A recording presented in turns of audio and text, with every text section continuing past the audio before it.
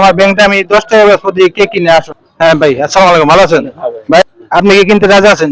10 টাকা। হ্যাঁ, হ্যাঁ দেন। রাজি আছেন? আচ্ছা ঠিক আছে, তাহলে 10 টাকা আগে দেন, 10 টাকা।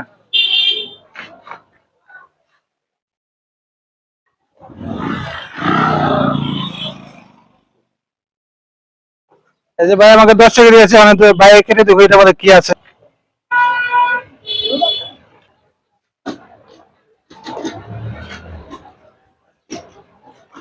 বলেন কত টাকা আছে?